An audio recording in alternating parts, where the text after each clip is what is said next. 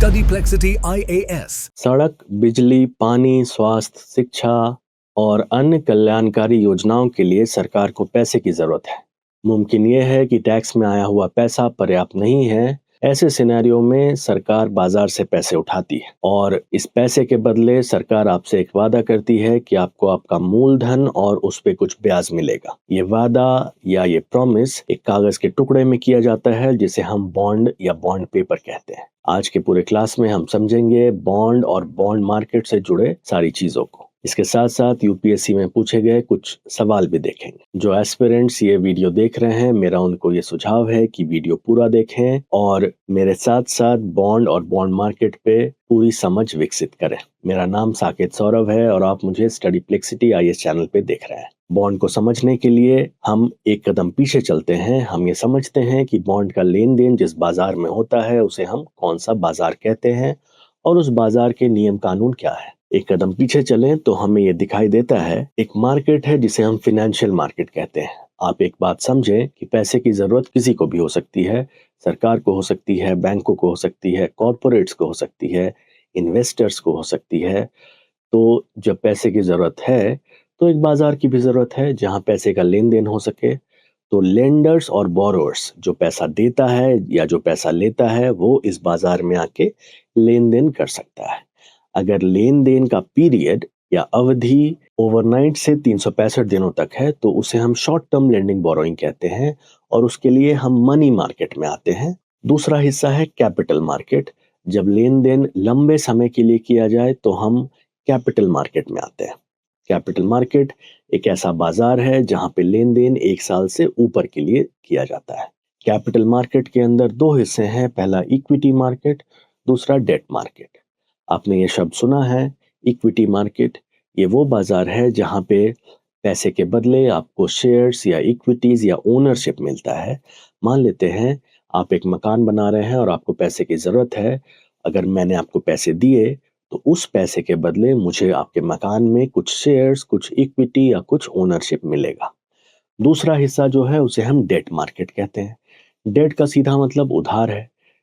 फिर से उसी एग्जाम्पल को अगर देखें कि आप मकान बना रहे हैं, आपको पैसे की जरूरत है, मैं आपको उधार में 1 लाख रुपए मान लेते हैं दूंगा।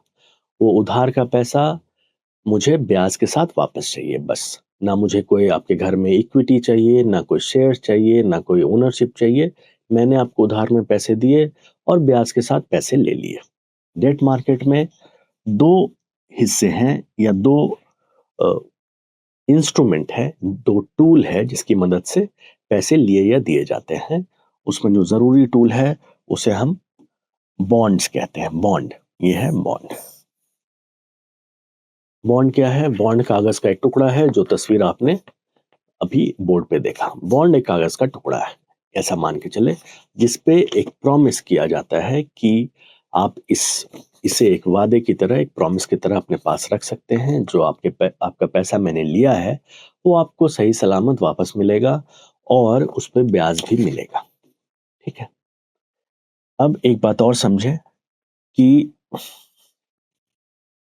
जब पहली बार बॉन्ड इशू किया जाता है, मान लेते हैं कि मुझे पैसे की जरूरत है और मैं इस बाजार में आया। पहले तो मैं डिसाइड करूंगा मुझे पैसे की जरूरत है तो मुझे कहाँ जाना है।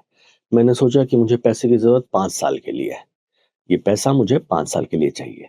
तो मैं मनी मार्केट में तो जा नहीं सकता क्योंकि वहां पे शॉर्ट टर्म के लिए लेंडिंग या बोरोइंग होती है। तो मैं आऊंगा कैपिटल मार्केट में।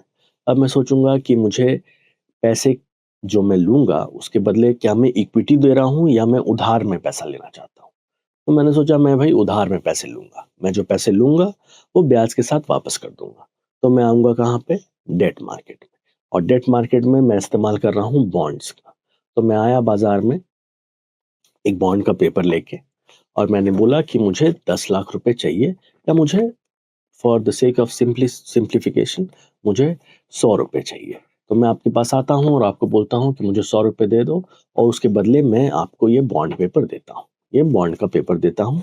इस पे मैंने लिखा हुआ है आई प्रॉमिस। इस पे ऐसा मैं लिख देता हूँ कि आई प्रॉमिस टू पे the bearer 8% rate of interest on maturity। मैं इस पे लिख के लेके आता हूं कि जो भी ये बॉन्ड का बियरर है या धारक है उसे मैं 8% का ब्याज दूंगा और मेच्योरिटी पे दूंगा। इसका मतलब क्या है कि आपसे मैंने 100 रुपए लिए, उसके बदले मैंने आपको एक कागज का टुकड़ा दिया। ये कागज का टुकड़ा एक प्रॉमिस है जिसपे मैंने ये लिखा हुआ है। बात समझ में आ रही है आपको? तो ये कौन सा मार्केट कहते हैं हम इसे हम प्राइमरी मार्केट कहते हैं, क्योंकि मैं बॉन्ड इशूअर हूं, आप बॉन्ड के बायर हैं। You are the first buyer that is there in the primary market, और हम दोनों के बीच बात हो रही है, तो इसे हम प्राइमरी मार्केट कहते हैं। ऐसा हो सकता है कि आपने ये बॉन्ड खरीदा, इस पे आपका नाम नहीं लिखा है, इस पे बस ये शब्द लिखा है जिसे हम बियरर कहते हैं, बियरर। मैंने आपका नाम भी नहीं लिखा, मैंने बस ये आपको दे दिया, धारक। ऐसा भी हो सकता है कि आपने ये बॉन्ड लिया और आपको लगा कि नहीं, अब मुझे ये बॉन्ड कहीं और बेचना है, क्योंकि नाम तो नहीं लिखा, तो आप किसी को भी बेच सकते हैं। जब लेन देन पीयर टू पीयर में होगा, मतलब बॉन्ड इशुअर का अब कोई उसमें रोल नहीं है, तो उस मार्केट को हम सेकेंडरी मार्केट कहते हैं। मान लेते हैं आपका एक मित्र है, आपका एक फ्रेंड है जिसको आप ये बॉन्ड देना चाहते हैं।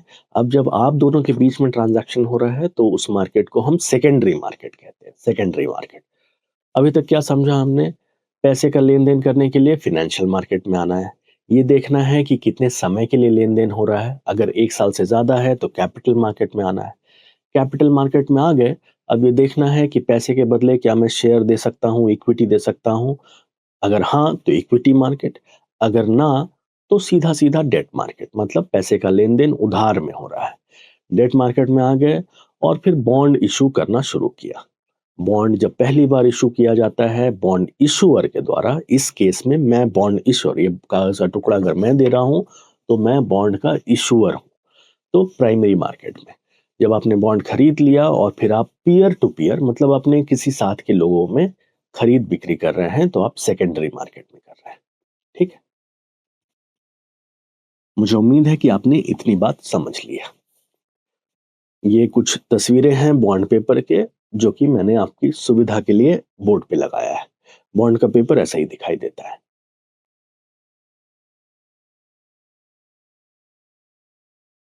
ये भी एक बॉन्ड का पेपर है।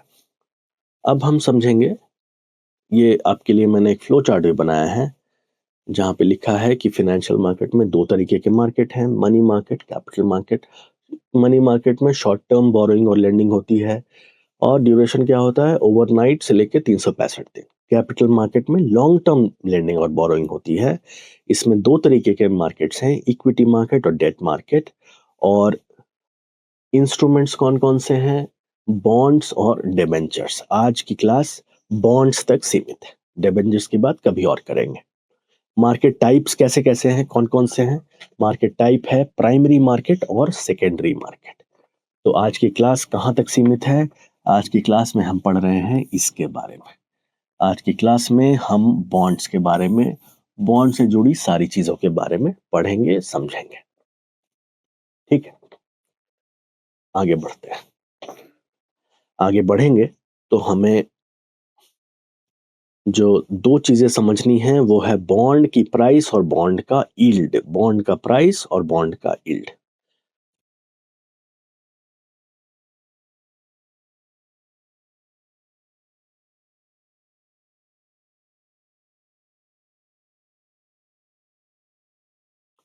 बॉन्ड प्राइस क्या है? बॉन्ड प्राइस, जितनी कीमत पे आपने बॉन्ड खरीदा वो बॉन्ड का प्राइस। ठीक है, the price at which you have bought the bond, जितने कीमत पे आपने बॉन्ड को खरीदा है वो बॉन्ड प्राइस है। बॉन्ड यील्ड क्या है? Bond yield is the return that you get on maturity. Example के तौर पे, एग्जाम्पल के लिए, अगर एक बॉन्ड का पेपर है जो 100 रुपए का है, तो इसका बॉन्ड प्राइस कितना हो गया? 100, और 1 साल के बाद ये बॉन्ड का पेपर अगर 1 साल के बाद आपको 8% का ब्याज देता है, 8%, तो कितना आप रिटर्न गेन कर रहे हैं? The returns that you are going to get is 8%, और इसी रिटर्न को हम बॉन्ड यील्ड कहते हैं। इस रिटर्न को हम बॉन्ड यील्ड कहते हैं। बॉन्ड प्राइस, बॉन्ड की कीमत, बॉन्ड यील्ड, जो आप रिटर्न पाते हैं। ठीक है, अब हम सबसे पहले ये समझेंगे कि बॉन्ड प्राइस और बॉन्ड यील्ड के बीच में आपस में रिश्ता कैसा होता है। What is the relationship between the bond price and the bond yield? इस बात को समझिए। हो सकता है कि प्राइमरी मार्केट में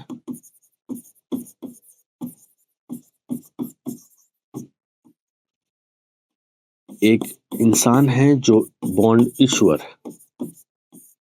and there is someone who is a buyer. ये प्राइमरी मार्केट की बात है। बॉन्ड इशुअर ने इसको एक कागज का टुकड़ा दिया और इसने ये खरीदा। ये प्राइमरी मार्केट। मान लेते हैं बॉन्ड की कीमत 100 रुपए है।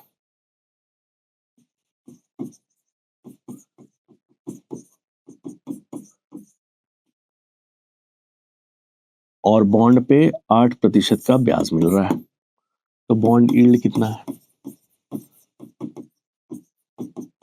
8%।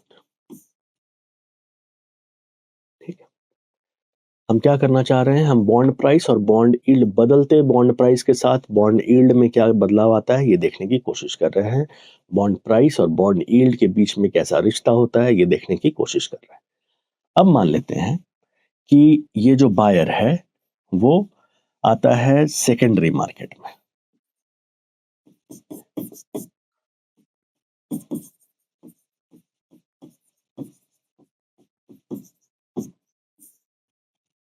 और इसे ये बॉन्ड पेपर अच्छा नहीं लग रहा है फॉर एनी रीजन। इसे लग रहा है कि मुझे कुछ बेहतर चीजें मिल सकती हैं बाजार में, मैं 8% पे अपना पैसा क्यों फंसा के रखूं।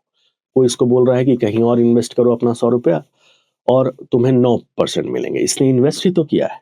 इसने ये बॉन्ड पेपर खरीदा, इसका मतलब क्या है कि इसने इन्हें 100 रुपए दिए, तो ये 100 रुपए का इन्वेस्टमेंट हुआ है। तो इसे लग रहा है कि ये 100 रुपए मेरे वहां जा रहे हैं, उससे अच्छा मुझे पैसे दे दो भाई। तो पैसे कैसे मिलेंगे? मैच्योरिटी के पहले तो पैसे मिलेंगे नहीं। तो ये जाता है किसी और को किसी और को ये बॉन्ड पेपर देता है।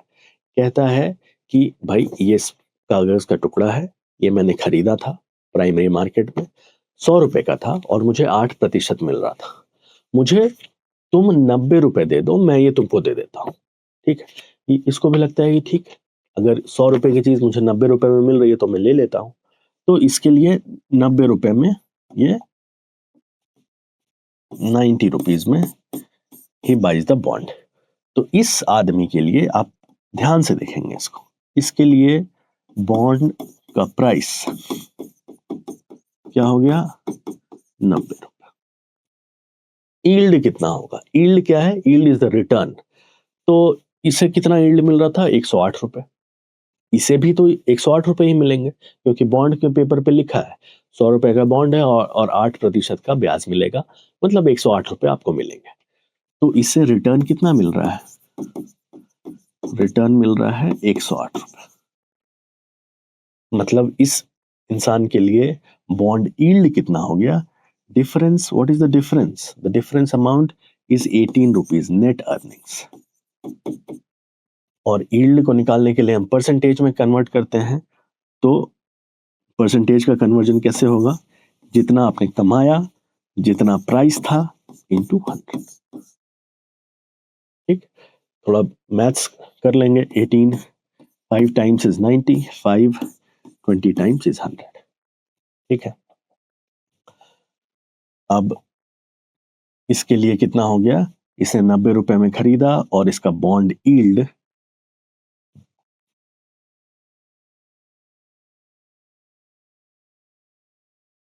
पहले सिनेरियो में बॉन्ड प्राइस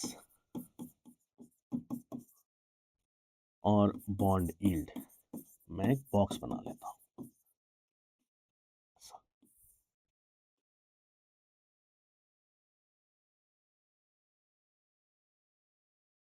तो जब ए ने, ए कौन था? Issuer. A was the issuer of the bond. A ने बी को बेचा तो बॉन्ड प्राइस था 100 रुपए और बॉन्ड यील्ड था 8%। जब बी ने सी को बेचा तो बॉन्ड का प्राइस हो गया 90 रुपए और बॉन्ड यील्ड हो गया 20%। ऐसा भी तो हो सकता है कि सी भी किसी को बेच दे, सी भी किसी को बेच दे। तो सी गया डी के पास और इसने बोला भाई मैंने ये बॉन्ड का पेपर है मेरे पास, 100 रुपए का बॉन्ड है, 8% मिल रहा है और ये तुम ले लो, क्योंकि ये अब सेकेंड हैंड भी नहीं है, थर्ड हैंड बॉन्ड हो गया। तो डी बोलेगा भाई तुमने 90 में खरीदा था, मुझे 80 में चाहिए। तो सी बोलता है ठीक है भाई 80 में ले लो, 80 में ले लो। तो डी के लिए बॉन्ड का प्राइस हो गया 80। डी को रिटर्न्स कितने मिलेंगे? रिटर्न तो इसको भी 108 रुपए मिलेगा। तो 108 का मतलब कि नेट कमाई कितनी हो रही है डी की? नेट कमाई है 28 रुपए। जब हम बॉन्ड यील्ड निकालेंगे तो ये return divided by the price which you have spent, इसका मतलब 28 upon 80 into 100। 5 and 4 and 4 and 7, 7 into 5 is 35। अब क्या हो गया? 80 रुपए का बॉन्ड का प्राइस है और 35 रुपए, 35% का बॉन्ड यील्ड है। आप एक चीज गौर करें, जैसे जैसे बॉन्ड की कीमत, जैसे जैसे बॉन्ड की कीमत डिक्रीज कर रही है,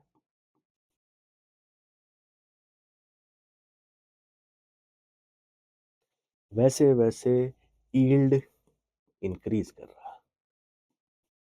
जैसे जैसे बॉन्ड की कीमत डिक्रीज कर रही है वैसे वैसे यील्ड इंक्रीज कर रहा है। इसको आप दूसरे तरीके से भी देख सकते हैं। हो सकता है ये बॉन्ड पेपर बहुत लिक्रेटिव हो जाए, बहुत डिमांड हो जाए इस बॉन्ड पेपर की, लोगों को लगे काश मेरे पास भी ये बॉन्ड पेपर होता।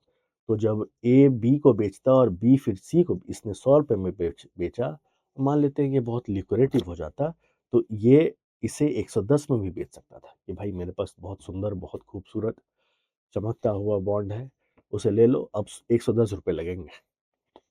और इसे सी अगर इसको बेचता तो इसे 120 में बेचता, मतलब बॉन्ड के प्राइसेस बढ़ रहे हैं। आप थोड़ा बेसिक मैथ्स करें तो आपको समझ में आएगा कि यहाँ पे 8% मिल रहा था इसको, इसको 8 से कम मिलेगा, इसको 8 से कम मिलेगा, लेस देन 8। और इसको इससे भी कम मिलेगा। इसका मतलब यहाँ पे क्या हो रहा है कि बॉन्ड की कीमत जब बढ़ रही है तो यील्ड घट रहा है। यहाँ पे क्या है? बॉन्ड की कीमत घट रही है तो यील्ड बढ़ रहा है। अगर आप इसे गौर से देखें तो बॉन्ड की कीमतों में और बॉन्ड के यील्ड में एक रिश्ता है जो इन्वर्स रिश्ता है, इन्वर्स रिलेशनशिप है। अगर बॉन्ड की कीमत बढ़ रही है तो यील्ड घट रहा है, अगर बॉन्ड की कीमत घट रही है तो यील्ड बढ़ रहा है। We will use this as a thumb rule, as a rule of thumb, कि बॉन्ड यील्ड और बॉन्ड प्राइस में एक इन्वर्स रिलेशनशिप होता है। बॉन्ड यील्ड और बॉन्ड प्राइस में bond yield is inversely proportional to bond price। इसका मतलब कि अगर ये घटेगा तो ये बढ़ेंगे साहब, अगर ये बढ़ेगा तो ये घटेगा। This is what is very very important for all the aspirants who are sitting for the exam. अगर आपने ये समझ लिया तो आपकी बहुत सारी दिक्कतें आसान होने वाली है बॉन्ड प्राइस और बॉन्ड यील्ड में। अब आपका पूरा ध्यान इस चीज़ पे केंद्रित होना चाहिए कि बॉन्ड का प्राइस किस तरीके से वैरी कर रहा है। अगर ये घट रहा है तो बॉन्ड यील्ड तो बढ़ेगा, ये रिश्ता तो स्थापित हो चुका है। This will be used as a relationship between bond price and bond yield. अगर आपको इसके बारे में पता है तो इसके बारे में सोचने की ज़रूरत नहीं है, ये उल्टा रिश्ता है। तो बस अब अपना पूरा ध्यान इस चीज़ पे केंद्रित करेंगे बॉन्ड मार्केट्स में कि बॉन्ड के प्राइस को कैसे इम्पैक्ट किया जा रहा है। अगर बॉन्ड घट रहा है प्राइस में, यील्ड बढ़ेगा, अगर बॉन्ड का प्राइस बढ़ रहा है तो यील्ड घटेगा। बस आग अब जो हम बात करेंगे वो बॉन्ड के प्राइस पे करेंगे कि किन-किन वजह से बॉन्ड का प्राइस घटता है या बढ़ता है। और एक बार ये समझ आ गया कि घट रहा है या बढ़ रहा है, तो फिर बॉन्ड यील्ड तो सीधा है, ठीक? हम इसके पिछले वाले स्लाइड में चले तो हमें यहाँ पे दिखाई देगा कि बहुत सारी there are 4 factors which are impacting the bond prices. कौन-कौन से फैक्टर हैं भाई? तो पहला फैक्टर है इंटरेस्ट का रेट, ब्याज का दर, ठीक है? हम इस हर फैक्टर को विस्तार में समझेंगे। बस आपको दिखाने के लिए मैंने ये स्लाइड दिखा दिया। इंटरेस्ट का रेट है, क्रेडिट की क्वालिटी है, ये बॉन्ड का पेपर है, ठीक है? मेरा नाम विजय माल्या है और मैं यूबी ग्रुप का मालिक हूँ। मैंने ये बॉन्ड पेपर इशू किया और मैं चला गया, मैं एक फ्यूजिटिव, मैं एक इकोनॉमिक ऑफेंडर डिक्लेयर हो गया, ठीक है? ये इसकी कीमत क्या रह गई, ठीक? इसकी कोई कीमत नहीं है। आपको मुझ पे विश्वास नहीं है, मेरे द्वारा इशू किया गया बॉन्ड पेपर पे क्या विश्वास होगा? तो क्रेडिट जैसे ही आपको लगा कि भाई मेरे पास एक बॉन्ड पेपर है और आपने न्यूज़पेपर में पढ़ा कि मैं तो चला गया विदेश, भाग गया, ठीक है? आपको क्या लगेगा कि ये तो भाई कूड़ा हो गया, this has become trash and you are not going to get any money from this, ठीक है? तो इसकी कीमत क्या होगी? धड़ाम से नीचे गिर जाएगी। उसी तरीके से टर्म टू मैच्योरिटी, जो मैच्योरिटी का टर्म है, जो एग्रीमेंट टर्म है और एक तो टाइम पीरियड भी है और दूसरे और भी जो टर्म्स हैं मैच्योरिटी के कि कितने समय में वो मैच्योर हो रहा है, उस पीरियड में कौन-कौन सी चीज़ें हो रही हैं इकोनॉमी में, वो सब चीज़ों पे डिपेंड करता है बॉन्ड का प्राइस। सप्लाई डिमांड तो एक बेसिक चीज़ है इकोनॉमी में। अगर बहुत ज़्यादा सप्लाई बढ़ गई इस बॉन्ड की, तो नीचे जाएगा प्राइस। बहुत ज़्यादा डिमांड बढ़ गई कि भाई पूरी दुनिया में हर किसी को यही बॉन्ड चाहिए, तो इसकी कीमत बढ़ जाएगी, ठीक? ये बेसिक चीज़ें मुझे उम्मीद है कि आप समझते हैं सप्लाई डिमांड पे प्राइसेस कैसे इम्पैक्ट होते हैं। ये फैक्टर्स को हम डिटेल में समझेंगे अभी। तो हम चलते हैं आगे, जहाँ पे हम देखेंगे कि बॉन्ड के प्राइसेस और बॉन्ड यील्ड कैसे एक दूसरे पे निर्भर करते हैं। Factors affecting bond prices.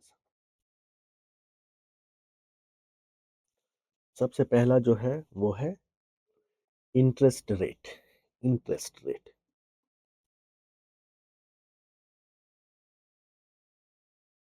और ध्यान से समझेंगे। इंटरेस्ट रेट, मान लेते हैं इकोनॉमी में बूम है, बहुत ज़्यादा गतिविधियां बढ़ गई हैं, स्टॉक मार्केट सर्ज कर रहा है, जितने भी इन्वेस्टमेंट की अपॉर्चुनिटीज़ हैं, म्यूचुअल फंड, दूसरे फंड्स, इवन बैंक के डिपॉजिट्स, वो सारे अपने परवान पे हैं। तो आपको लगेगा कि मैंने एक बॉन्ड में अपने पैसे फंसा दिए भाई, मेरा पैसा तो फंस गया बॉन्ड में जाके। मेरे पास 100 रुपये थे, वो 100 रुपये मैंने एक कागज़ का टुकड़ा खरीद लिया, अब मैं बैठा हूँ। अब मैं रोज़ देख रहा हूँ कि मेरा पड़ोसी इतना पैसा कमा रहा है गोल्ड में पैसे लगा के, इतना पैसा कमा रहा है स्टॉक्स में पैसे लगा के।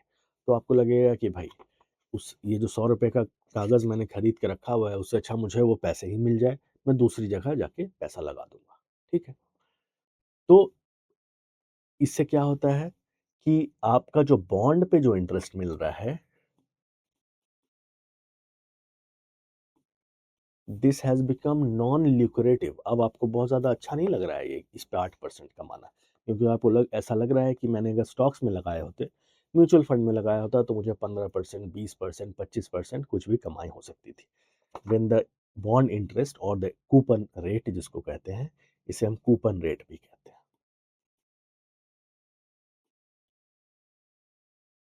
ये कूपन रेट बहुत नॉन ल्यूक्रेटिव हो चुका है।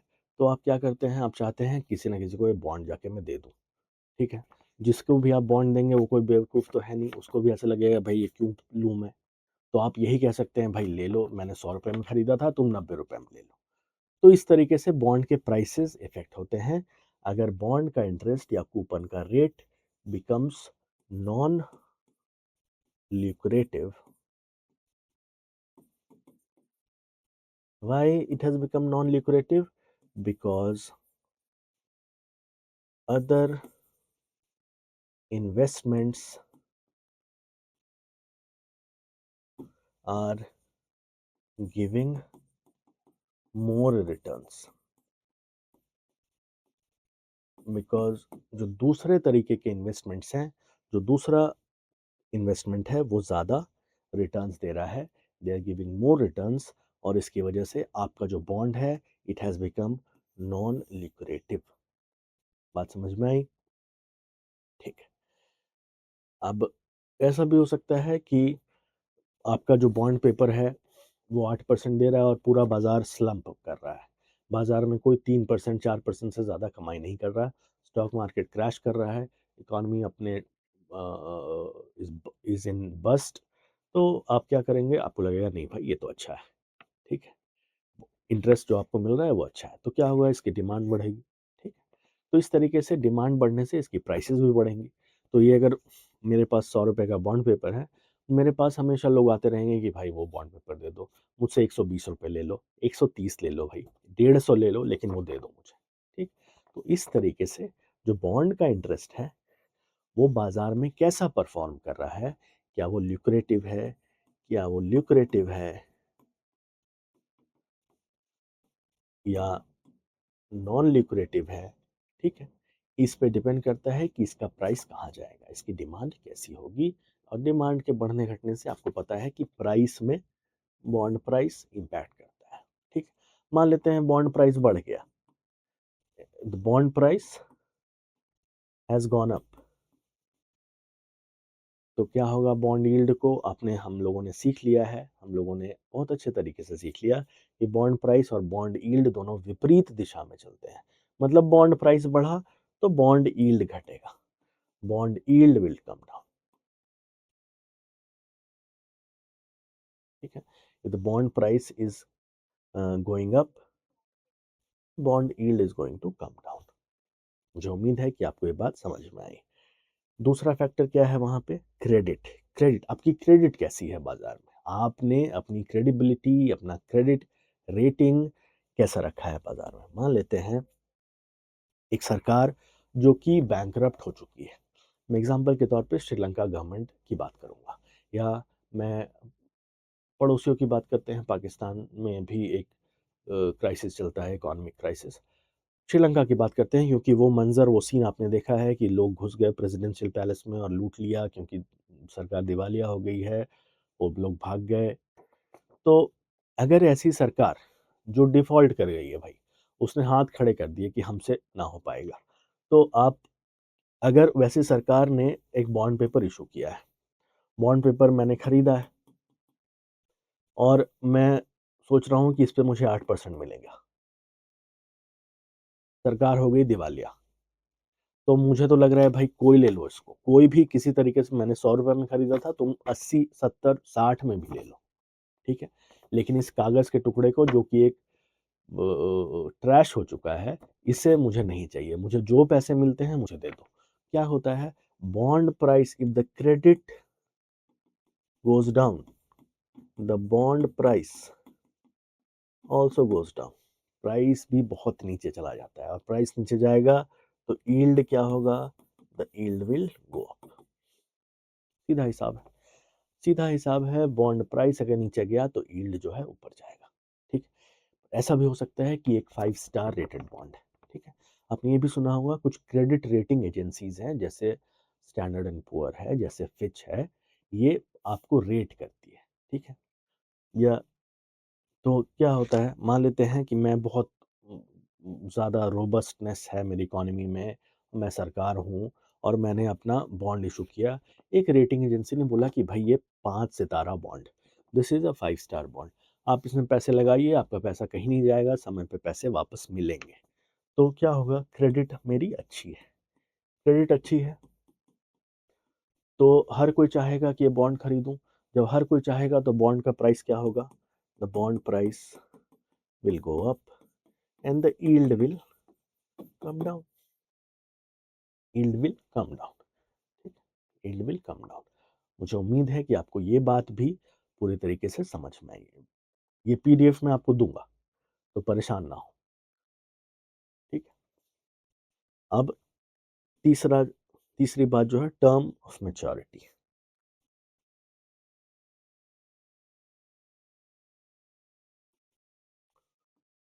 कितने समय सीमा के बाद आपका ये बॉन्ड मैच्योर कर रहा है। अगर आपने बहुत लंबे समय का बॉन्ड लिया है और उस लंबे समय में एक बहुत बड़ा एक चांस होता है कि इकोनॉमी में चीज़ें ऊपर-नीचे हों, ठीक है? आपने 30 साल के लिए बॉन्ड ले लिया और बीच में इकोनॉमिक रिसेशन आ गया, तो आपको लगेगा कि भाई रिसेशन आ गया है, ये बॉन्ड मेरा 8% दे रहा है और ये मेरा सबसे अच्छा चीज़ है, ठीक है? और हर किसी को लगेगा जिसने स्टॉक मार्केट में पैसे लगाए थे, म्यूचुअल फंड में पैसे लगाए थे रिसेशन के दौर पे, हर किसी का इन्वेस्टमेंट खराब हो चुका है। तो हर कोई चाहेगा कि भाई सरकारी बॉन्ड ही रहता मेरे पास, वो 8% ही दे रहा था, अच्छा था। मैंने 18% के लोभ में स्टॉक्स में पैसे लगाए और जो लगाया वो भी डूब गया। तो ये बॉन्ड बहुत लिक्विडेटिव हो जाएगा। ऐसा भी हो सकता है कि उस 30% में अचानक से इकोनॉमिक बूम हो जाए, इंडिया अगर जैसा कि कहना है हमारे प्रधानमंत्री का कि इकोनॉमिक पावर हाउस बन जाए, दुनिया की सबसे बड़ी अर्थव्यवस्था बन जाए, तो उसमें क्या होगा, स्टॉक्स के prices 20%, mutual fund 25%, bitcoins I don't know where, तो बहुत चीज़ें हो सकती हैं। तो अगर टर्म ऑफ मैच्योरिटी ज़्यादा है तो there is a large chance कि प्राइसेस में फ्लक्चुएशन आए, क्योंकि बहुत सारे ऐसे फैक्टर्स हैं, there are many factors which can impact the demand and supply of this bond paper, ठीक है? कुछ अच्छे फैक्टर अगर इसके साथ में इसके कॉम्प्लीमेंट्री फैक्टर्स हो गए तो इसकी डिमांड बढ़ जाएगी। जैसे ही डिमांड बढ़ी, बॉन्ड के प्राइस बढ़ जाएंगे और जैसे ही प्राइस बढ़ा, बॉन्ड का यील्ड घट जाएगा। दूसरे तरह भी जा सकता है, अगर डिमांड घटी, प्राइस घट जाएगा, यील्ड बढ़ जाएगा, ठीक है? तो ये था तीसरा फैक्टर। चौथा फैक्टर भी देखते हैं, जो आपके पीडीएफ में लिखा है वो चौथा फैक्टर है सप्लाई एंड डिमांड। तो आप तो ये अच्छे से समझते हैं, सप्लाई एंड डिमांड। सप्लाई बहुत ज़्यादा बढ़ गई, मैं एक कंपनी हूँ, मैंने दुनिया भर के बॉन्ड छाप दिए कि भाई हम मुझे बाजार से पैसे उठाने हैं, या मैं एक सरकार ही हूँ, मैंने बहुत ज़्यादा बॉन्ड बाजार में फ्लोट कर दिया। अगर बहुत ज़्यादा फ्लोट कर दिया तो सप्लाई बढ़ गई, सप्लाई बढ़ने से प्राइसेस नीचे जाते हैं, आपको ये बात पता है, ठीक है? सप्लाई बहुत ज़्यादा हो गया तो बॉन्ड के प्राइसेस नीचे जाएंगे, जब प्राइस नीचे जाएंगे तो यील्ड कहाँ जाएगा, where will the yield go, yield of the bond, the bond yield will go up, ठीक है? ये भी हो सकता है कि सप्लाई बहुत ज़्यादा कम हो गया, there is a glut in the supply, supply choked है, ये बॉन्ड अवेलेबल ही नहीं है बाजार में। तो आप क्या करेंगे, बहुत लोग दौड़ेंगे वो खरीदने के लिए, जो बहुत ज़्यादा लोग दौड़ रहे हैं, ठीक, तो प्राइसेस ऊपर गई, यील्ड नीचे गया, and this is the scenario right now. The bond market, if you follow the newspapers, आपको ये पता है कि राइट नाउ अभी यील्ड बहुत ज़्यादा नीचे चला गया है। क्यों?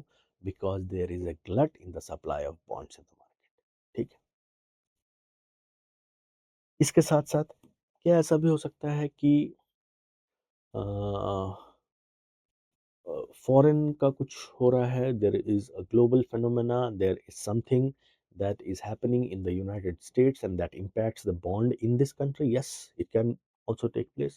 मान लेते हैं कि यूएस का सेंट्रल बैंक, यूएस का सेंट्रल बैंक, जिसे हम फेडरल रिजर्व कहते हैं, फेडरल रिजर्व, यूएस के सेंट्रल बैंक जिसको हम फेडरल रिजर्व कहते हैं, इसने कहा कि I am cutting rates. Cutting rates का मतलब क्या? सीधा मतलब कि मैं जो पैसे देता हूँ उसके रेट कट कर दिए गए। इसका मतलब अमेरिकी बाजार में पैसा लेना बैंकों से बहुत आसान हो जाएगा, बहुत आसान हो जाएगा, बहुत लोग पैसे लेंगे और जो पैसे लेंगे वो पैसा कहीं ना कहीं इन्वेस्ट करेंगे, ठीक है? मान लेते हैं रेट कट होके 1% हो गया, मतलब अमेरिकी बैंकों में लोन या पैसा 1% पे मिल रहा है। बहुत सारे प्रोफेशनल इन्वेस्टर्स होते हैं, हम सीखेंगे इन चीज़ों को और मुझे उम्मीद है कि आपको कुछ चीज़ें पता भी हैं।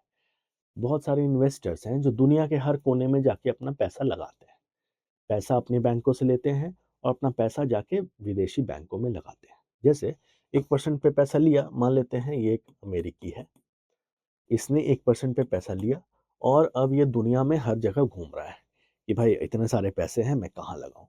तो आके कहीं बाजार में पैसे लगा देता है। ठीक है, मान लेते हैं कि रेट कट के बाद इसने 1% पे पैसा लगाया और इसको दिखा कि भारत के बॉन्ड मार्केट में 8% का ब्याज मिल रहा है। तो ये सीधा उठ के ही will come, will fly to India and with all his money and invest in the bond market. जैसे ही बॉन्ड मार्केट में इन्वेस्ट करता है, इसका मतलब क्या, डिमांड क्रिएट हो रहा है, डिमांड क्रिएट हो रहा है। तो देखिए क्या चीज़ें हैं, rate cut is leading to rise in demand of bonds. Rise in demand of bonds का मतलब क्या है, जैसे ही डिमांड राइज किया, द प्राइस ऑफ बॉन्ड, जिस चीज का डिमांड ज्यादा उसकी प्राइस ज्यादा। बेसिक चीज है, जिसकी डिमांड ज्यादा उसका प्राइस ज्यादा। जैसे ही प्राइस बढ़ा, आपका यील्ड नीचे आ जाएगा। ये तो हमने सीख लिया है, प्राइस ऊपर तो यील्ड नीचे। तो ये भी हो सकता है कि कोई विदेशी गतिविधियों की वजह से भी आपका बॉन्ड का जो बाजार है वो इम्पैक्ट होता है, आपका बॉन्ड का प्राइस, आपका बॉन्ड का यील्ड इम्पैक्ट होता है। ठीक है, अब मुझे उम्मीद है कि आपने कुछ कुछ चीज़ें सीख ली है। बहुत जल्दी से रिवाइज करेंगे कि हमने अभी तक क्या क्या सीखा। हमने सीखा कि अगर आपको पैसे का लेन देन करना है तो फिनेंशियल मार्केट जाना होता है। अगर 1 साल के भीतर लेन देन की प्रक्रिया खत्म होने वाली है तो आप मनी मार्केट में जाएंगे। इसकी बात हम लोग विस्तार में करेंगे दूसरे क्लास में। अगर पैसे का लेन देन 1 साल से ज़्यादा है, मोर देन 1 ईयर है,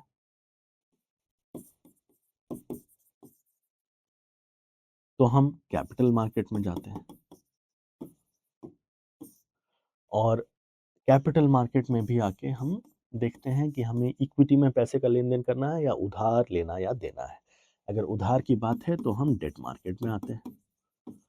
और जब आप उधार लेते या देते हैं तो आपको एक प्रॉमिस करना होता है, कागजी कार्रवाई करनी होती है कि भाई मैं तुमको पैसा दे रहा हूँ तो उसके बदले कुछ तो दोगे तुम। तो मैं आपको ये बॉन्ड पेपर या एक I'll give you a written promise. So this bond debt market has got bonds. ठीक है, बॉन्ड्स, और इसी के बारे में हम बात कर रहे हैं। बॉन्ड की ही बात हो रही है। ठीक है, बॉन्ड मार्केट। इस बॉन्ड मार्केट में और हमने क्या सीखा, हमने सीखा कि बॉन्ड प्राइस और बॉन्ड यील्ड, यहाँ पे यील्ड लिखो,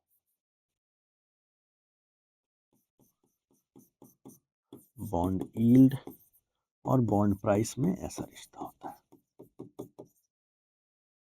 ठीक है, और इसके बाद हमने सीखा कि अब हमारा पूरा ध्यान किस चीज़ पे केंद्रित होना चाहिए। Where should we concentrate now, we should concentrate on this particular thing, this is bond prices are getting impacted और नॉट, और कौन कौन सी वजह है जिससे बॉन्ड का प्राइस इम्पैक्ट हो सकता है, या तो डोमेस्टिक रीजंस या इंटरनेशनल रीजंस। कौन कौन सी ऐसी चीज़ें हैं जिससे बॉन्ड का प्राइस इम्पैक्ट होने का मतलब या ऊपर जा सकता है या नीचे आ सकता है। अगर हम इस बात को समझ पाए कि ये इस वजह से बॉन्ड का प्राइस किधर जा रहा है, तो फिर बॉन्ड यील्ड तो बहुत आसान है समझना कि कैसे होगा। ठीक है, उसके साथ साथ हमने सीखा कि फैक्टर्स कौन कौन से हैं। मैं यहाँ पे लिखता हूँ फैक्टर्स फिर से। पहला, इंटरेस्ट रेट्स। इंटरेस्ट रेट, आपके बॉन्ड का इंटरेस्ट रेट कैसा है, लिक्रेटिव है या नॉन लिक्रेटिव है। लिक्रेटिव का मतलब कि लोग चाहते हैं आपका बॉन्ड खरीदना या नहीं, या नहीं चाहते हैं तो नॉन लिक्रेटिव हो गया। इंटरेस्ट रेट, मैं यहाँ एक और चीज़ लिखूंगा, इकोनॉमी में बूम और बस्ट। बूम का मतलब इकोनॉमी बहुत ऊपर जा रही है तो दूसरे एवेन्यूज ऑफ इन्वेस्टमेंट ज़्यादा पॉपुलर, ज़्यादा लिक्रेटिव हो जाएंगे। मैं स्टॉक्स में क्यों ना लगाऊं, मुझे वहाँ 20% मिल रहा है, मैं क्यों 8% पकड़ के रखूं। इंटरेस्ट रेट है। दूसरा आपका टर्म ऑफ मैच्योरिटी है, कितने साल में मैच्योर हो रहा है, और जितना ज़्यादा साल रहे उतना ज़्यादा चांसेस है कि बॉन्ड के प्राइसेस फ्लक्चुएट करेंगे। क्योंकि अगर मैंने 30 साल का ये बॉन्ड खरीद लिया कि 30 साल, अब 30 साल के बीच में रिसेशन होगा, इकोनॉमिक बूम, हम इकोनॉमिक सुपर पावर बन जाएंगे, क्या होगा उसको बताना बहुत मुश्किल है। तो जब टर्म ऑफ मैच्योरिटी ज़्यादा होता है तो भी ये चांसेस है कि बॉन्ड के प्राइसेस बहुत फ्लक्चुएट करें। ठीक है। तीसरी चीज़ है credit, credit of your bond या credibility of your bond. Credibility,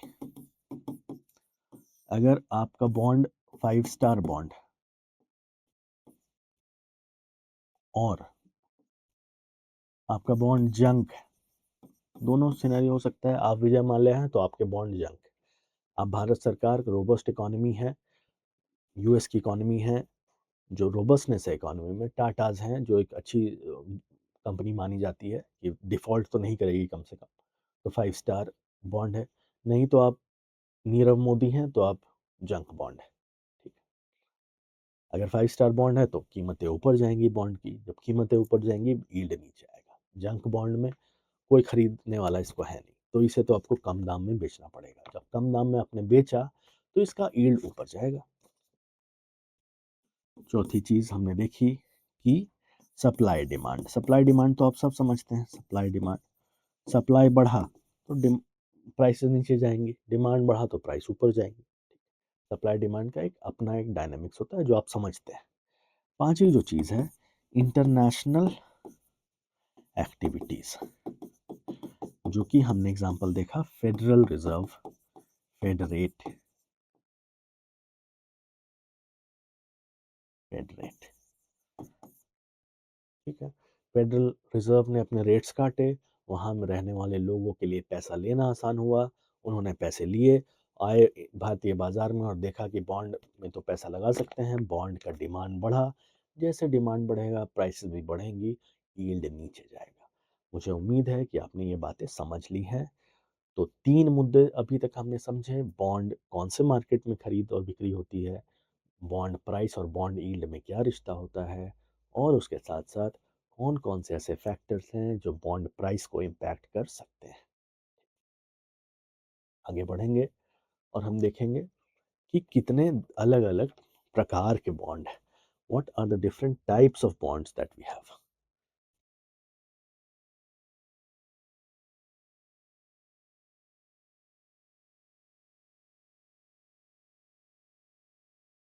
ये अलग अलग प्रकार के बॉन्ड्स हैं हमारे पास।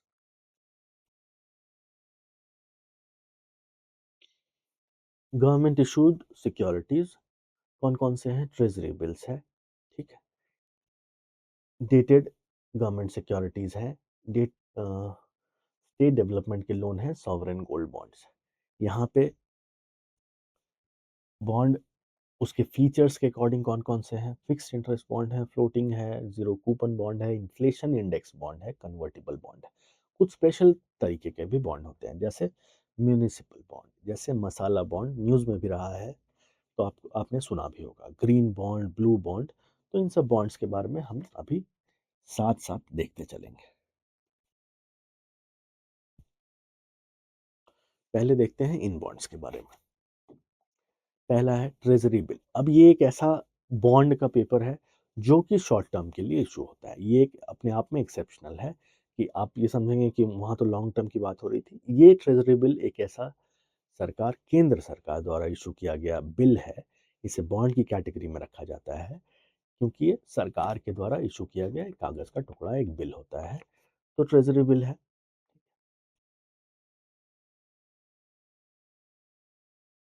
दूसरा डेटेड सिक्योरिटी या जी सेक, गवर्नमेंट दो बारी लिखा गया है, सेम चीज़ है। गवर्नमेंट सिक्योरिटी जो कि लॉन्ग टर्म के लिए सरकार इशू करती है और इस पर ब्याज देती है, इस पर ब्याज देती है। ठीक है। ट्रेजरी बिल पर कोई ब्याज नहीं मिलता, तो क्या मिलता है भाई, अगर ब्याज नहीं मिलेगा तो मैं क्यों पैसे लगाऊंगा। ट्रेजरी बिल ऐसा होता है, 100 रुपये का ट्रेजरी बिल है। ठीक है। मैं आपके पास लेके आता हूँ कि ये 100 रुपये का है और ये ले लो, मुझे 100 रुपये दे दो। आपका पहला सवाल ये होगा कि आप मुझे कितना ब्याज देंगे। मैं बोलूँगा ब्याज नहीं दूंगा। आप बोलेंगे घर जाइए, मुझे नहीं चाहिए।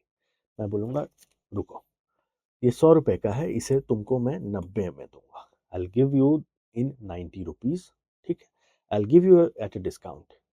मैं तुमको ये 90 रुपये में ही दूंगा, और जब ये मेच्योर कर जाएगा तो मैं तुमको इसका फेस वैल्यू दूंगा, मतलब तुम 10 रुपये कमाओगे। ठीक है। तो इस सिनेरियो में आप ये बॉन्ड पेपर ले लेंगे कि ठीक है भाई, 10 रुपये का गारंटीड रिटर्न है। उसी तरीके से गवर्नमेंट सिक्योरिटी है।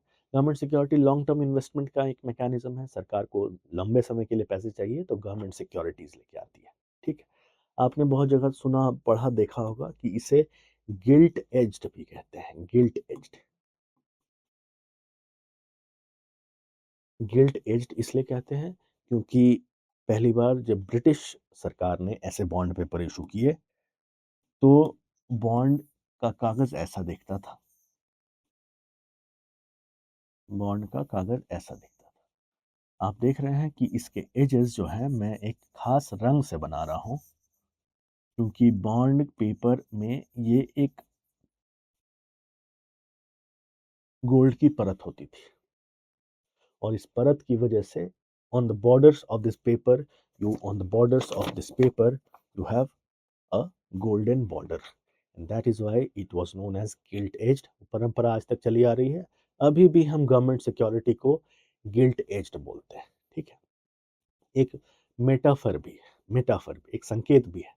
संकेत ये है कि सरकार के द्वारा इशू किया गया गवर्नमेंट सिक्योरिटी इतना सिक्योर है कि सरकार तो डिफॉल्ट करेगी। आमतौर पर सरकार डिफॉल्ट नहीं करती है। ठीक है। अब एक्सेप्शनल केसेस हैं, श्रीलंका में हो गया, पर आमतौर पर सरकार डिफॉल्ट नहीं करती। इसीलिए हम इसे गिल्ट एज्ड भी कहते हैं कि इतना चमकदार, इतना लुभावना, इतना लिक्रेटिव है कि आप अगर अपना पैसा इसमें लगाते हैं तो किसी भी चिंता, किसी भी फिक्र की जरूरत नहीं है। अब नेक्स्ट है स्टेट डेवलपमेंट लोन। ये ऐसा बॉन्ड पेपर है जो स्टेट्स इशू करती हैं। स्टेट्स क्यों? क्योंकि स्टेट्स ये वाली चीजें इशू नहीं करती है। ठीक है। तो स्टेट्स को, अब स्टेट को भी तो, राज्यों को भी तो पैसे चाहिए। झारखंड, बिहार, उड़ीसा, मध्य प्रदेश, छत्तीसगढ़, ऐसे राज्यों को जो पैसे की जरूरत पड़ती है तो वो स्टेट डेवलपमेंट लोन्स नाम से बॉन्ड पेपर इशू करते हैं। चौथा क्या है? Sovereign gold bond. बहुत पॉपुलर था, सरकार ने इसे वापस ले लिया है। उसकी वजहें अलग हैं, बहुत सारी हैं जिसे हम कभी और क्लास में समझेंगे। गोल्ड बॉन्ड क्या है? ये भी एक कागज का टुकड़ा था कि सरकार ने बोला आपको सोना खरीदना है। मैंने बोला हाँ। सरकार ने बोला सोना मत खरीदो, सोने के बदले मैं कागज देता हूँ। ठीक है। सोने का जो भी मूल्य होगा वो मुझसे वापस ले जाना। मैंने ये कागज खरीदा, सोने के मूल्य पे खरीदा, और जब मैं वापस लेने गया तो सरकार ने मुझे उस दिन सोने का जो भाव था वो दिया। ठीक है। इससे क्या हुआ? मैंने गोल्ड, फिजिकल गोल्ड नहीं खरीदा। मेरी रात की नींद नहीं गई कि मेरा सोना चोरी ना हो जाए। मुझे लॉकर में नहीं रखना पड़ा। सरकार इंपोर्ट करती है गोल्ड, फिजिकल गोल्ड, तो सरकार का इंपोर्ट डिपेंडेंसी भी कम हुआ। और इसके साथ साथ पैसा लॉक्ड नहीं रहा। पैसा सरकार के हाथ में रहा और सरकार ने उस पैसे का इस्तेमाल करके अलग अलग इंफ्रास्ट्रक्चरल प्रोजेक्ट्स में, अलग अलग कल्याणकारी योजनाओं में, वेलफेयर प्रोजेक्ट्स में लगाए। ये थे 4 बॉन्ड्स जो कि पॉपुलर हैं और ये सरकार के द्वारा इशू किए जाते हैं। अगले स्लाइड में हम देखेंगे कि उनके फीचर्स के हिसाब से कैसे कैसे बॉन्ड है। ये इंटरेस्टिंग है क्योंकि यहाँ से यूपीएससी ने सवाल भी पूछे हैं। अब आप समझे फिक्स्ड इंटरेस्ट बॉन्ड। ठीक, फिक्स्ड इंटरेस्ट का मतलब एक बॉन्ड का कागज है, इस पे लिखा है भाई 8% का ब्याज मिलेगा, 8% का ब्याज मिलेगा, फिक्स्ड इंटरेस्ट।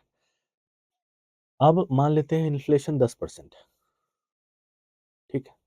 इन्फ्लेशन अगर 10% है, इसका मतलब कि 100 रुपए की जो चीज थी वो 110 रुपए की हो गई, और आपने ये बॉन्ड वापस किया तो आपको 100 रुपए जो आपने लगाए, सरकार ने आपको 108 दिया।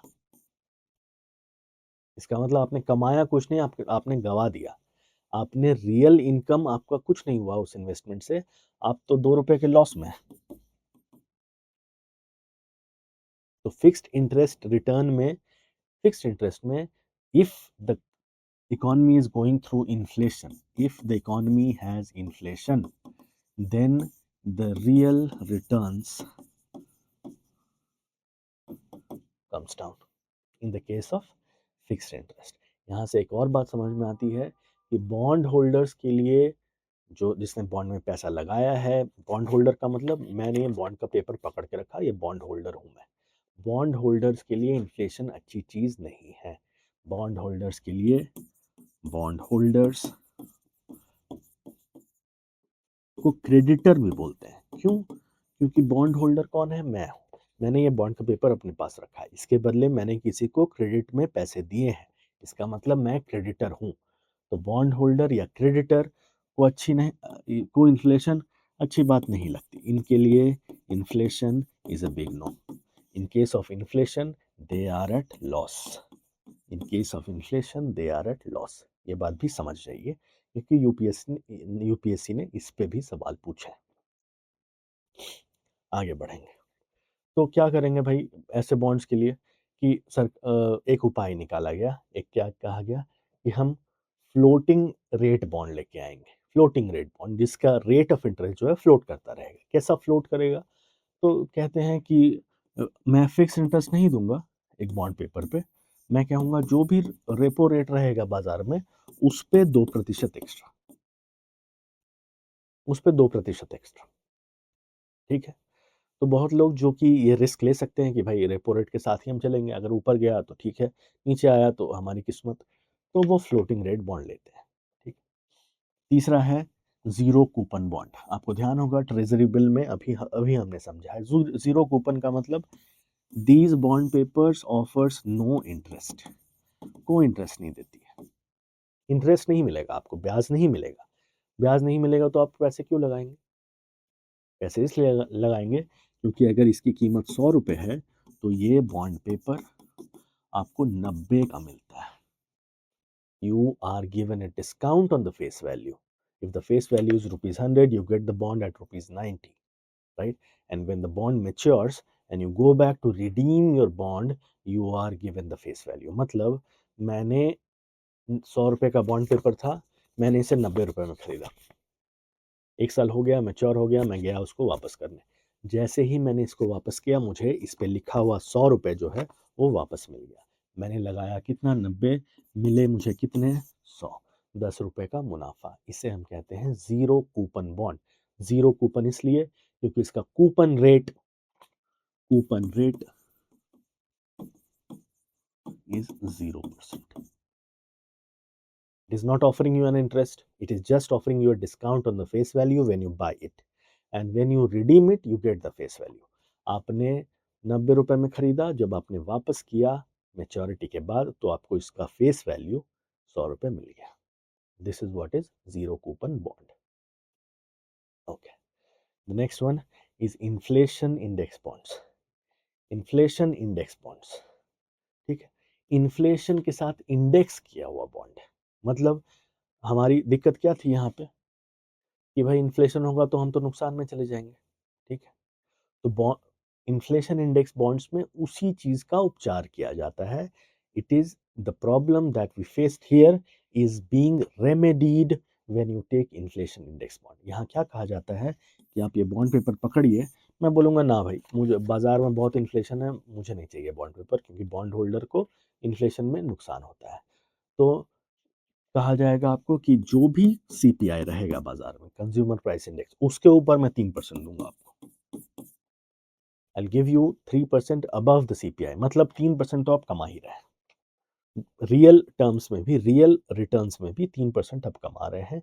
इन्फ्लेशन के साथ मैंने बॉन्ड को इंडेक्स कर दिया। I have indexed the bond with inflation so that you do not face the heat of inflation for your investment. आपको जो डाउन साइड था इन्फ्लेशन का, आपको उसकी मार ना पड़े या कम पड़े, उसके लिए मैं इन्फ्लेशन इंडेक्स बॉन्ड लेके आता हूँ आपके लिए।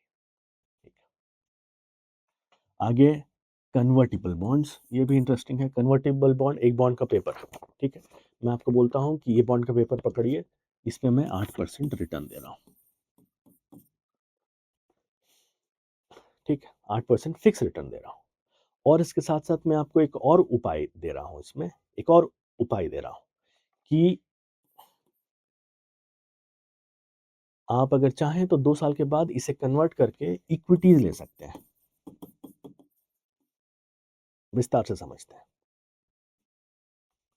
एक बॉन्ड का पेपर है, इस पे लिखा है 8%।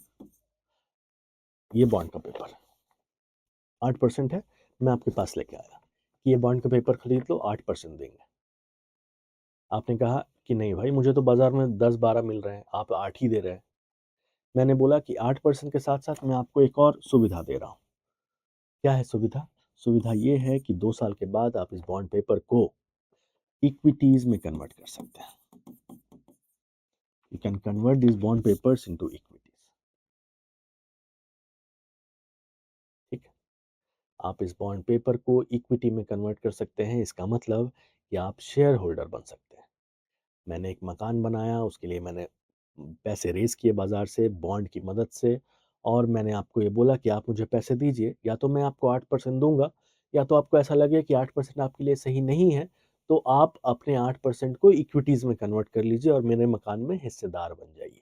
To become a owner, a part owner in my house by changing your bond paper into equities.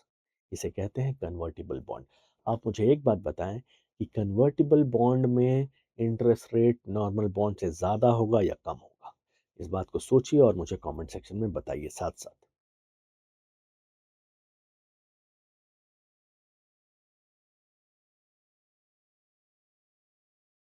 क्या सवाल है? कन्वर्टिबल बॉन्ड है जहां एक एक्स्ट्रा बेनिफिट दिया जा रहा है।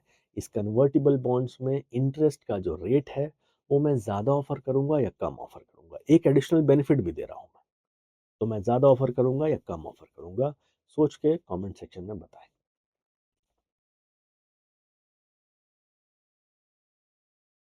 अब है क्या? अब है स्पेशल टाइप्स के बॉन्ड्स। स्पेशल टाइप्स के बॉन्ड, पहला है म्यूनिसिपल बॉन्ड। म्यूनिसिपल कॉरपोरेशन ये बॉन्ड्स इशू करती है अगर उन्हें कुछ डेवलपमेंटल काम करने हैं अपने शहर में। ठीक है, मैं म्यूनसिपल मेयर हूँ या म्यूनसिपल कमिश्नर हूँ, मैंने ये बॉन्ड इशू किया कि भाई ये बॉन्ड रखो, मुझे इतने पैसे दो, मैं इतने ब्याज पे तुमको वापस करूँगा। पैसे कहाँ जाएंगे? आपके म्यूनसिपल कॉरपोरेशन के डेवलपमेंट में जाएंगे। दूसरा है मसाला बॉन्ड। मसाला बॉन्ड अभी बहुत न्यूज़ में चल रहा था। मसाला बॉन्ड क्या है? मसाला बॉन्ड का मतलब कि आपको विदेशी बाजार से पैसे लेने हैं, तो आप विदेशी बाजार में जाएंगे और वहाँ पे ये बॉन्ड का पेपर देंगे। इसे मैं मसाला बॉन्ड बोलूँ। मसाला शब्द इसलिए क्योंकि ये दर्शाता है कि ये बॉन्ड आया है कहाँ से? मसालों के देश से। It is from the land of spices, right, which is India. I mean traditionally we were the exporter of spices all over the world, and that is why we name this bond as masala bond, which is an indication that the bond has originated from India. तो ये मसाला bond लेके आप विश्व में चले गए, कहीं भी किसी भी बाजार में गए, वहाँ ये बॉन्ड दिया और पैसे लिए। खास बात ये है, ये रुपी डिनोमिनेटेड है।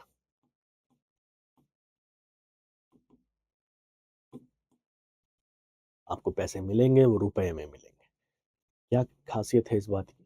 इस बात की खासियत ये है कि अगर मैंने पैसे डॉलर में लिए, बात समझिए, अगर मैंने $1 में पैसे लिए, अगर मैंने डॉलर्स में पैसे लिए और $100 उठा लिया बाजार से, ठीक है, $100 लेके आ गया मैं, और मुझे लग रहा है कि ₹80 का डॉलर है, तो मुझे जो वापस करना होगा, तो कितना वापस करना होगा? 80 इंटू 100, मतलब $8,000। और ये कब? जब $1 बराबर 80 रुपीज था। लेकिन कल को ऐसा हो कि $1 बराबर 90 हो जाए, $1 नाउ हैज बिकम 90 रुपीज। क्या होगा? आपने तो जोड़ घटाओ गणित कर लिया अपने दिमाग में कि मुझे 8,000 रुपये वापस करने हैं, या ब्याज जोड़ के कुछ भी आ रहा हो इसमें वापस। मान लेते हैं $100 लिए, आपको $110 वापस करने हैं। तो आपने सोचा कि 80 इंटू 110 मतलब 8,800 रुपये, 8,800 रुपीज़ वापस करने हैं। आपने दिमाग में ये चीज़ बैठाई हुई है, लेकिन $1 बराबर 90 हो गए। अब 90 इंटू $110 आपको वापस करने हैं, मतलब 9900। इस एक्सचेंज रेट फ्लक्चुएशन से बचने के लिए मसाला बॉन्ड का इजाद किया गया। ये इसलिए किया गया कि एक्सचेंज रेट की वजह से जिसने पैसे लिए हैं उस पर एक्स्ट्रा बर्डन ना आए। ठीक है, क्योंकि जब आप रुपए में लेंगे तो रुपए में वापस करेंगे, तो उस पे एक्सचेंज रेट में अगर कुछ ऊंचा उतार चढ़ाव हो भी रहा है तो उसका कोई प्रभाव नहीं पड़ता है। ठीक है, ये ग्रीन बॉन्ड है। ग्रीन बॉन्ड का मतलब क्या? ऐसे बॉन्ड्स जिससे लिया गया पैसा ग्रीन प्रोजेक्ट्स में या इन्वायरमेंटल फ्रेंडली प्रोजेक्ट्स में इन्वेस्ट किया जाता है। ब्लू बॉन्ड, ऐसा बॉन्ड, ऐसा बॉन्ड पेपर मैं आपके पास आया कि मुझे मरीन इकोसिस्टम को डीपॉल्यूट करने के लिए, साफ सफाई करने के लिए पैसे चाहिए, उसके लिए मैं आपके पास आया हूँ। ये बॉन्ड का कागज है, इसे मैं ब्लू बॉन्ड बोलता हूँ और आप मुझे पैसे दीजिए। As simple as that. ठीक, ये अलग अलग तरीके के बॉन्ड हो गए। उसी का एक फ्लो चार्ट बना है, कौन कौन से तरीके के बॉन्ड है, जो चीजें हमने बात की वही है। सवाल पे आते हैं। अब देखिए, यूपीएससी पिछले कुछ सालों में बॉन्ड मार्केट से सवाल पूछ रही है। तो जब आपको ये बात पता है कि बॉन्ड मार्केट से सवाल पूछे जाएंगे, तो क्यों ना इसको प्रिपेयर कर लें। ठीक है, एक शायर का कहना है कि कासिद के आते आते खत एक और लिख रखूं। कासिद इज पोस्टमैन। पोस्टमैन आए उसके पहले I should write a letter. कासिद के आते आते खत एक और लिख रखूं, मैं जानता हूं जो वो लिखेगा जवाब में। अगर आपको पता ही है जवाब में क्या आना है, तो why don't you write letter beforehand. वही बात है। तो हमें जब पता है बॉन्ड मार्केट इंपॉर्टेंट है, तो पढ़ाई कर लेते हैं इसकी। With reference to the Indian economy, what are the advantages of inflation index bond? Inflation index bond की क्या क्या advantages हैं, देखते हैं। Can reduce the coupon rates on its borrowing by way of inflation index bond. सरकार issue कर रही थी 8%। कोई खरीदने वाला खरीद भी रहे थे और साथ में भाव भी दिखा रहे थे कि भाई 8% पे आपका ले रहे हैं, हमें तो इतना मिल रहा है, उधर हमें उतना मिल रहा है, उधर स्टॉक्स में, क्रिप्टो में, इधर उधर गोल्ड में इतना मिल रहा है।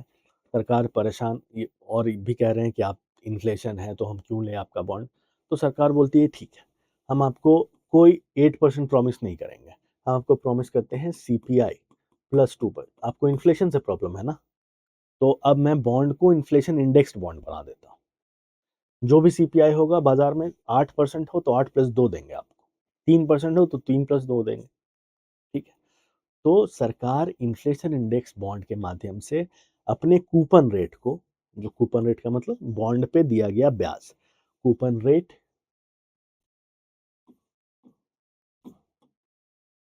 Is the rate of interest which is promised on the bond. ठीक है, 8% प्रॉमिस किया गया था, तो 8% नहीं, मैं जो भी CPI हो उस पर 2% दूंगा। तो क्या आपने देखा कि गवर्नमेंट ने अपने कूपन रेट को रिड्यूस कर लिया। Yes, this is true. Inflation index bond provide protection to the investor from uncertainty regarding inflation. Yes, कोई अनसर्टेनिटी है कि पता नहीं इन्फ्लेशन कितना चल जाएगा। मेरा तो 8% का बॉन्ड है, तो अगर इन्फ्लेशन 15% चला गया तो मैं तो लॉस में चला गया, नेगेटिव रेट ऑफ इंटरेस्ट मिलेगा फिर मुझे। तो अगर इन्फ्लेशन इंडेक्स्ड है, मान लो ये 15% चला भी गया, फिर भी तो आपको 15+2 मिल रहा है। तो this is how you are getting secured, you are the investor and your money is secured.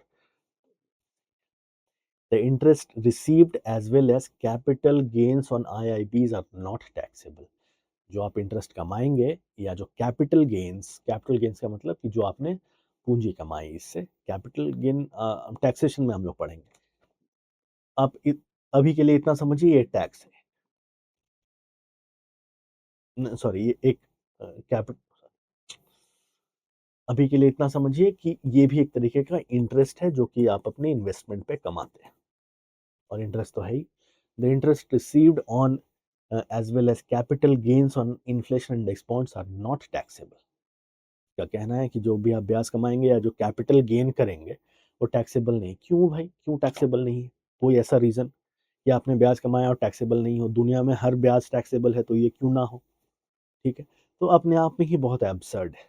ठीक है, ये गलत, एक दो सही, ये only this was asked in the year 2022।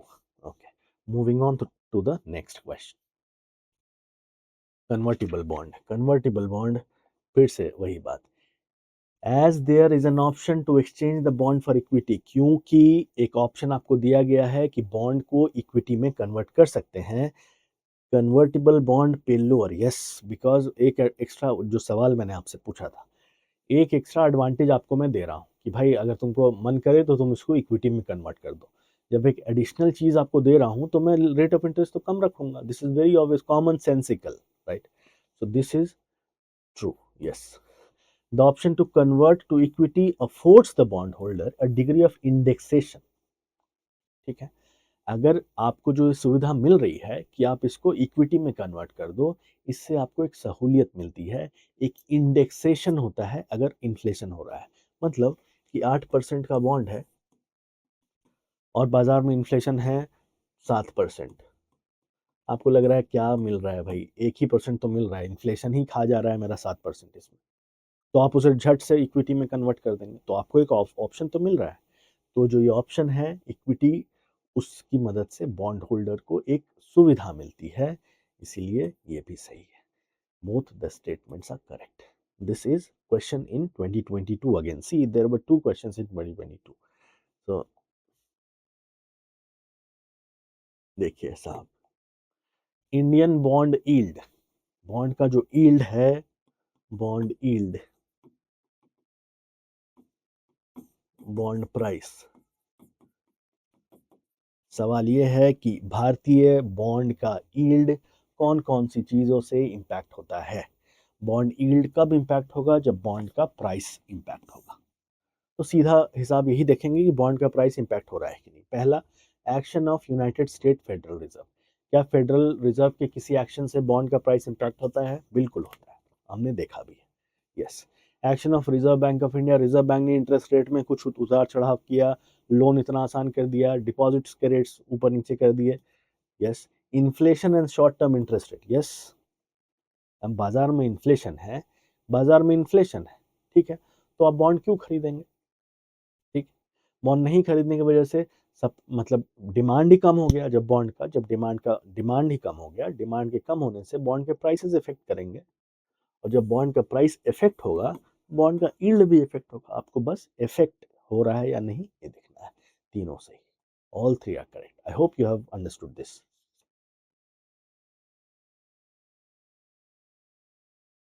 Consider the following: government bond market, call money, treasury bill, stock.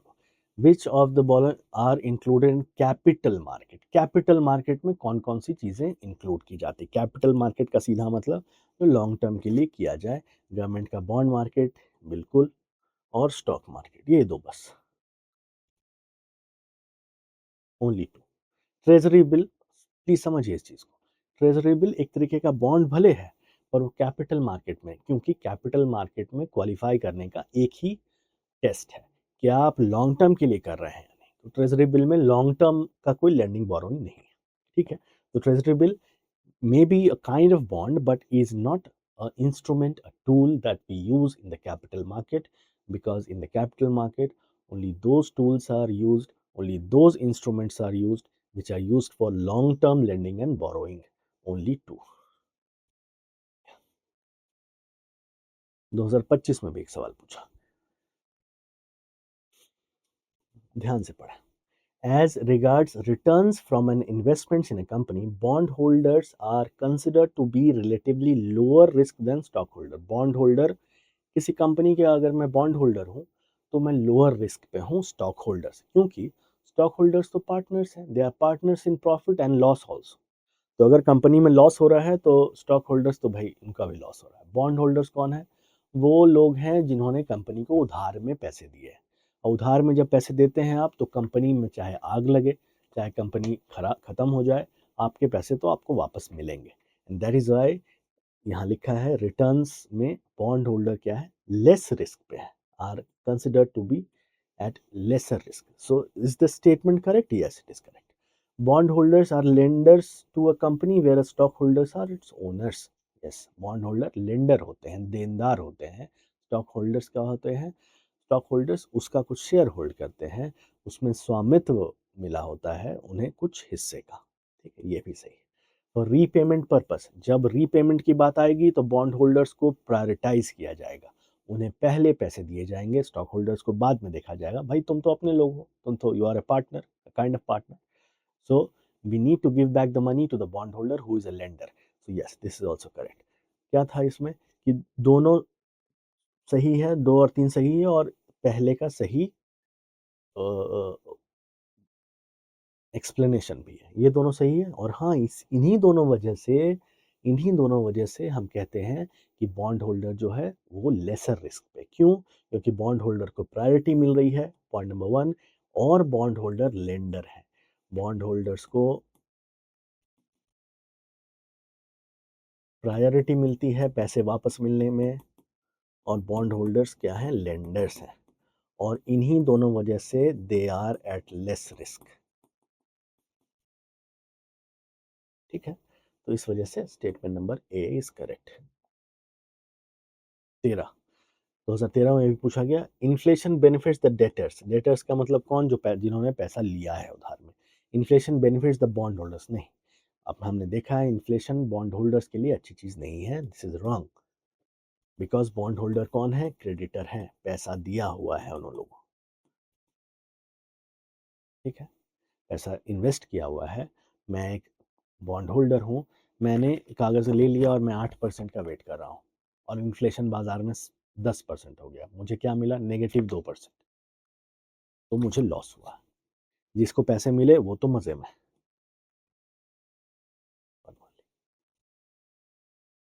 मुझे उम्मीद है इस पूरे वीडियो में हमने बॉन्ड मार्केट, अलग अलग तरीके के फैक्टर्स जो बॉन्ड प्राइस को इम्पैक्ट करते हैं, बॉन्ड प्राइस और बॉन्ड यील्ड के बीच में क्या रिश्ता है, और उसके बाद यूपीएससी में पूछे गए ये प्रीलिम्स के क्वेश्चंस। अगर आपने इस वीडियो को पूरा देखा है तो मुझे उम्मीद है कि आपको बॉन्ड के बारे में बहुत चीज़ें समझ में आई हैं। ये टॉपिक आपके प्रीलिम्स एग्जाम में बहुत बहुत बहुत इंपॉर्टेंट है। I can not emphasize enough how important this topic is for your prelims exam. Also conceptual. So if you are not understanding it properly, there is a high chance that you are going to make a mistake. ठीक है, ये PDF अगर आपको चाहिए आप मुझे comment में बताएं, मैं हमारे टेलीग्राम चैनल पे अपलोड कर दूंगा। Have a nice day and please revise everything that we have understood today. Thank you.